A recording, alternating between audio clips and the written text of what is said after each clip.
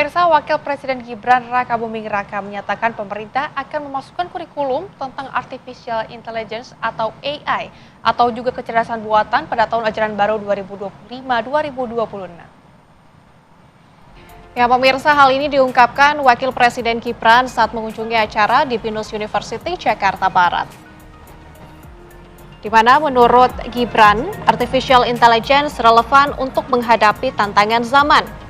Wapres menegaskan bahwa teknologi kecerdasan buatan tidak akan menggantikan manusia, namun manusia yang tidak memanfaatkan AI ini akan kalah bersaing dengan mereka yang menggunakannya. Gibran juga berpesan kepada generasi muda untuk menguasai teknologi terbaru.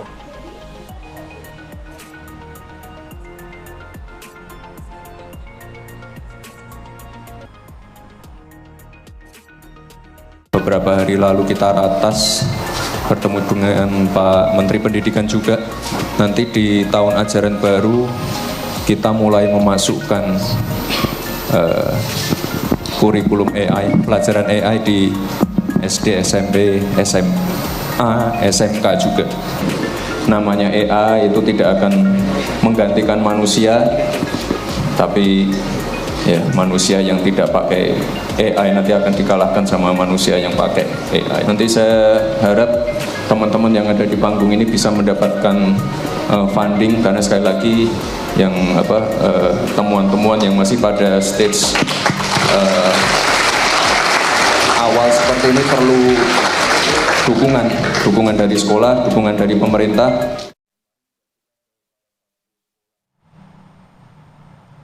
Pemirsa, Wakil Presiden Gibran Rakabuming Raka mengungkapkan mata pelajaran mengenai Artificial Intelligence atau AI atau kecerdasan buatan ini akan masuk kurikulum SD, SMP hingga SMA mulai tahun ajaran baru nanti. Dan pemirsa, untuk membahasnya sudah bergabung bersama kami di studio ada Dewan Pakar Perhimpunan Pendidikan dan juga Guru, ada Pak Suparno Sastro. Selamat siang Pak Ano. Selamat siang Mbak Re, Mbak Nadila. Baik, Pak Ano, ini mungkin melihat tadi ya Pak Wapres Gibran Rakabuming Raka yang menyebutkan nantinya akan ada kurikulum Artificial Intelligence yang akan dimasukkan dari SD, SMP, SMA. Tanggapan awalnya seperti apa Pak? Kami sudah membaca naskah akademiknya yang dikeluarkan Februari lalu, dan karena memang kecepatan teknologi itu sekarang begitu masif, penggunaan juga sudah luar biasa di level pendidikan dasar dan menengah, maka barangkali ini menjadi satu hal yang menarik, satu inovasi bagaimana kita bukan hanya menggunakan teknologi tapi juga sebagai pelaku nanti bisa memanfaatkan teknologi ini dengan sebaik-baiknya. Oke, Pak Ano, tapi Indonesia ini kan negara yang besar ya. Iya. Kalau kita lihat dari kesiapan infrastrukturnya, ini gimana nih Pak Ano? Nah, salah satu tantangannya memang kesenjangan infrastruktur. Iya. Jadi di daerah dan di pusat itu akan terjadi perbedaan yang cukup signifikan. Misalnya kita punya kebutuhan yang luar biasa misalnya di Jakarta. Tapi di daerah internet yang stabil saja misalnya belum ada. Walaupun sekarang bisa juga menggunakan alat, tapi kan cukup mahal ya. Jangankan internet, listrik saja kadang-kadang belum ada. Jadi itu memang tantangan yang harus dihadapi dalam proses implementasi AI di dalam kurikulum. Oke, tapi kan kalau kita lihat ya, rentang dari siswa sendiri usianya berbeda-beda. SD, SMP ini berbeda-beda juga. Tentunya kurikulumnya juga harus berbeda-beda. Ini pastinya berbeda. Yang tepat untuk mengaplikasikan artificial intelligence ini harusnya tuh bentuknya seperti apa Pak? Bertahap pastinya. Jadi kalau mulai misalnya dari kelas atas di SD kelas 5, 6 gitu ya, kemudian SMP kelas 7 sampai 9, kemudian di SMA kelas 10, kemudian 11 dan 12, maka jamnya berbeda. Kemudian mulai dari hal-hal yang mendasar dulu, misalnya kita ingin sebenarnya anak-anak kita, siswa kita itu mulai dari bagaimana berpikir komputasional itu. Jadi berpikir sistematis, kemudian efisien, itu dari awal. Jadi pengenalan seperti itu dilakukan. Kemudian etika AI, etika kecerdasan artifisial itu diberikan di awal sehingga mereka betul-betul bisa manfaatkan ini dengan sebaik-baiknya. Kita tahu sekarang kita punya keprihatinan misalnya dalam proses berdiskusi, memberikan komen atau menggunakan sesuatu gitu ya, memanfaatkan itu kadang-kadang belum tepat karena barangkali butuh sentuhan pembelajaran seperti ini. Pembelajaran, betul. Nah, di level yang lebih tinggi lagi sudah mulai diajari bahasa pemrograman, misalnya bagaimana Iya. mengurutkan, bagaimana Iya, kemudian looping dan lain-lain, itu mulai bisa diajarkan. Nah, pembelajaran berikutnya adalah bagaimana kemudian mereka bisa membuat desain yang lebih kompleks gitu ya, Iya. sehingga menjadi bahasa pemrograman yang kemudian bisa dimanfaatkan. Intinya lebih kepada bagaimana kita memanfaatkan ini dan menggunakan ini dengan sebaik-baiknya, punya daya saing yang kuat karena arahnya lebih ke daya saing. Oke, oke, Pak Ano, balik lagi soal penerapan ini kan rencananya diterapkan di tahun depan, tahun ajaran baru tahun depan. 2 bulan lagi, bulan Juli. Iya, betul sekali. Iya. Di tahun ajaran baru, dengan adanya kembali lagi dalam persiapan ini sebenarnya bukan hanya infrastruktur saja, tapi kesiapan dari guru-guru ini juga sebenarnya kan perlu dipertimbangkan, Pak Ano. Ini Ya, gimana nih? memang ada beberapa tantangan tadi, tantangan infrastruktur, tantangan guru ya. Guru kita itu yang informatika saja belum tentu semua Betul. lulusan dari sarjana informatika atau sarjana IT. Jadi ini yang juga butuh kesiapan. Kemudian bahan ajar. Iya. Bahan ajar itu buku-buku yang mengarah ke arah sana yang dimaksudkan itu juga sekarang belum tersedia. Sementara waktu kita kan hanya 2 bulan kalau mau bicara bulan Juli akan Betul. diimplementasikan. Maka ada tahap-tahap implementasi nanti pastinya. Dan tentu tidak bisa diwajibkan. Karena kalau wajib itu kan harus menyiapkan segala sesuatunya harus Iya. ada nih. Oke. Jadi harusnya lebih fleksibel. Oke, Pak Ano, ini kita akan lebih mendalami lagi terutama apakah ini akan membebani para siswa atau tidak. Ataukah Tapi memberikan manfaat betul tersendiri Oh, iya. juga. Jangan dulu jawab Pak Ano karena pemirsa apa kabar Indonesia yang akan kembali sesaat lagi untuk Anda, tetaplah bersama kami. Masih bersama kami pemirsa di Apa Kabar Indonesia Siang, kita akan kembali lagi dalami mengenai kurikulum yang akan diterapkan nanti ya 2 Iya. bulan lagi ini Pak, menuju di tahun ajaran baru. Tapi ini kan kalau kita lihat banyak sekali mata pelajaran yang sudah siswa dan siswi ini tuh belajar begitu ya. Iya. Terutama saya di waktu pas SMA, saya belajar matematika 2 kali. Terus bahasa Inggris juga 2 kali. Dengan Iya. adanya penambahan AI ini, apakah ini justru memberatkan atau justru ini sebaliknya Pak? Sebenarnya teknisnya bisa berbagai macam ya untuk mempelajari AI dan coding ini. Jadi bisa diimplementasikan di dalam mata pelajaran, bisa juga dalam bentuk ekstrakurikuler, atau seperti yang akan didesain bisa menjadi mata pelajaran pilihan. Jadi kalau di SMA misalnya akan menjadi mata pelajaran pilihan yang betul-betul bisa dipelajari seminggu itu 5 jam. Kalau di kelas SD, SMP, SMA kelas 10 kan kira-kira 2 jam per minggu saja tambahannya. Iya. Nah, itu bisa dalam bentuk mata pelajaran, bisa di ekstrakurikuler, atau bisa di dalam dimasukkan ke dalam satu mata pelajaran. Misalnya sekarang sudah ada mata pelajaran informatika atau TIK misalnya.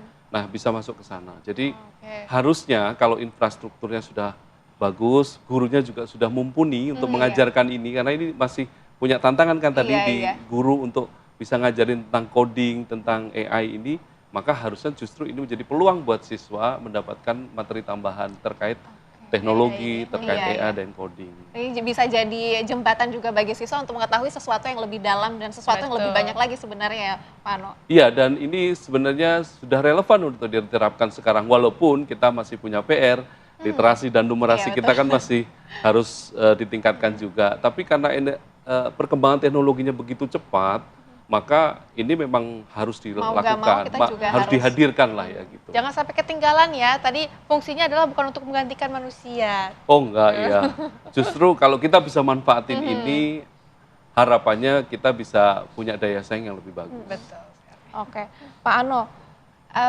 Tapi kalau dilihat dari apakah ada usulan konkret gitu dari P2G agar penerapan dari kurikulum ini bisa menjadi lebih baik dan lebih adil untuk seluruh wilayah di Indonesia? Ya, pertama tantangan-tantangan tadi harapannya pemerintah bisa menjawab ya terkait kesenjangan teknologi, kemudian terkait guru, karena guru ini kan kalau sudah bicara guru kan berbagai macam nih dampaknya tentang sertifikasinya misalnya, atau pengakuan terhadap guru yang mengajar AI dan coding itu, penyiapan gurunya gitu ya, karena kita juga punya keprihatinan terhadap guru-guru yang mengajar informatika sekarang itu, mungkin tidak semua guru itu lulusan dari sarjana yang memang dari informatika. Iya. Kemudian infrastruktur guru bahan ajar, kemudian bahan-bahan yang menyangkut terkait ini kan sampai sekarang kita belum ada proses persiapannya seperti apa.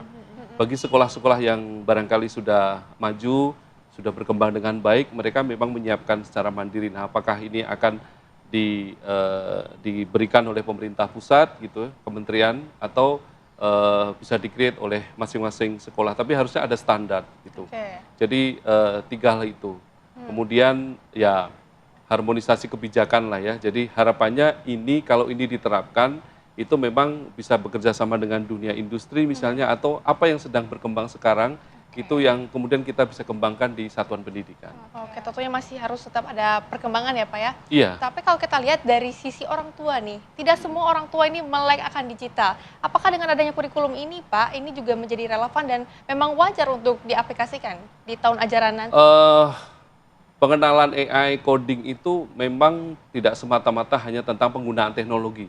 Justru sekarang itu kan anak-anak luar biasa ya menggunakan teknologi. Mereka begitu cepat belajar, apalagi di sekolah sudah ada IoT dan lain-lain. Tapi ini tentang bagaimana mengajak mereka sebenarnya untuk bisa berpikir komputasional, berpikir sistematis, kemudian berpikir yang efisien untuk menyelesaikan sesuatu. Jadi siswa diajak cara berpikir kritis untuk bisa menyelesaikan masalah. Wah, ini Pak Ano, kalau kita lihat pertimbangan dari sisi etika dan juga kemampuan sosial dari siswa di dalam sebuah sekolah, apakah dengan penggunaan kurikulum ini bisa menggeser hal-hal tersebut atau bagaimana? Harapannya justru dengan etika AI tadi atau etika kecerdasan artifisial tadi, kita bisa sampaikan ini kepada siswa, bahwa ada norma-norma, ada etika-etika yang harus dijaga ketika kita bermain misalnya di AI ini. Jadi bagaimana kita memanfaatkannya. Misalnya sekarang banyak sekali tugas-tugas misalnya dikerjakan dengan bantuan-bantuan AI misalnya. Nah itu kan bagi kita para guru itu juga menjadi PR tersendiri, membedakan antara yang mereka menggunakan bantuan itu atau tidak. Nah, hal seperti inilah yang barangkali kita akan buka dan rasanya itu bisa dilakukan ya. Dan ini salah satu tantangan juga, makanya mungkin menjawabnya dengan menghadirkan ini dalam proses pembelajaran. Oke Pak, tapi kan ini mengingat hanya tinggal 2 bulan lagi ya Pak? Itu tantangan yang paling berat sebenarnya. Iya, tapi ini apakah akan jadi efektif Pak jika diterapkan ke seluruh sekolah yang ada di wilayah Indonesia? Kalau diwajibkan tentu tidak efektif. Jadi harapannya ada fleksibilitas yang diberikan oleh pemerintah kepada satuan pendidikan dalam implementasi memasukkan AI di dalam kurikulum di sekolah ini. Jadi harus fleksibel. Kalau wajib dan harus diterapkan di seluruh sekolah, rasanya belum bisa. Belum bisa. Belum. Harus fleksibel ya. Pak Ano, tapi kita kembali lagi dengan pernyataan Pak Ano tadi tentang bagaimana sikap dan karakter siswa dalam penerapan AI ini sendiri. Karena kalau kita lihat dulu waktu sekolah, ketika kita melakukan tugas-tugas seperti karya tulis dan lain sebagainya, itu kita lakukan sendiri dan cara guru ini bisa mengeceknya itu apakah ini diambil, di copy paste dari tulisan-tulisan yang lain atau seperti apa. Tapi sekarang ini mudah sekali. Iya, Pak. mudah ya. Mudah sekali siswa-siswa. Apakah ini akan membuat mereka semakin kreatif kah? Atau bagaimana, apa nih yang harus kita pertimbangkan? Kalau tidak ada pengenalan seperti ini di dunia pendidikan, di satuan pendidikan, mungkin malah akan semakin liar penggunaan itu. Betul. Makanya perlu ada yang memberitahu terkait etika-etika itu dan bisa masuk ke dalam proses ini sebenarnya. Kalau anak sudah diajak bicara tentang bagaimana berpikir sistematis, berpikir yang bisa menyelesaikan satu masalah, harapannya itu tidak terjadi. Itu godaan yang paling besar memang, karena begitu canggih.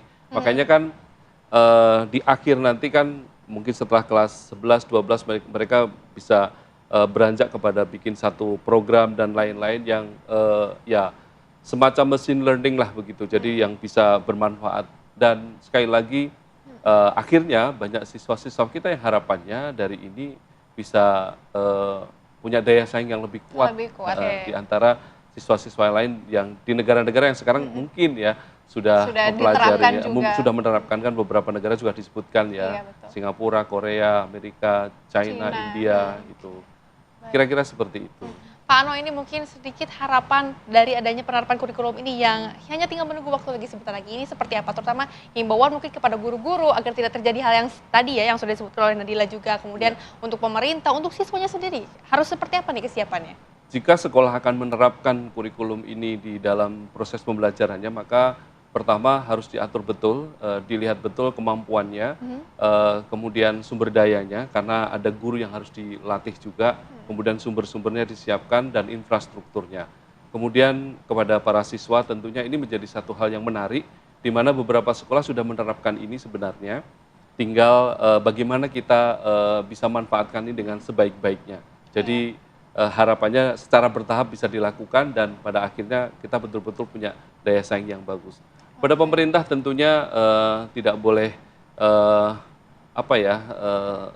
serampangan menerapkan ini. Ini Pengawasan juga. Ya, butuh pengawasan, butuh kehati-hatian, kemudian butuh juga sarana dan prasarana yang harus diusahakan kalau ini akan menjadi program nasional misalnya.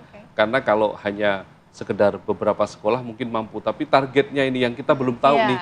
Targetnya sampai sekian tahun ini apakah seluruh sekolah atau mau berapa sekolah nih gitu. Jadi kita belum lihat itu. Tapi di naskah akademik rasanya sih memang ada fleksibilitas. Oke, Pak Ano, tentunya kita bersama-sama sadar dan tahu bahwa penggunaan AI ini adalah pedang bermata dua bagi seluruh penggunanya. Kita berharap agar generasi kita dan kita juga bersama-sama ini bisa menggunakan penerapan AI ini dengan baik, dengan bermanfaat, sehingga kita bisa menjadi generasi emas 2035 nanti. Pak Ano, terima kasih sudah berbincang dan bergabung bersama kami di Apa Kabar Indonesia Siang. Tentunya selamat menyebut kurikulum baru ya nanti ya untuk para siswa dan siswi. Dan pemirsa, tentunya Apa Kabar Indonesia Siang akan kembali untuk menemani Anda dengan sejumlah informasi lainnya. Tetaplah bersama kami sesaat lagi.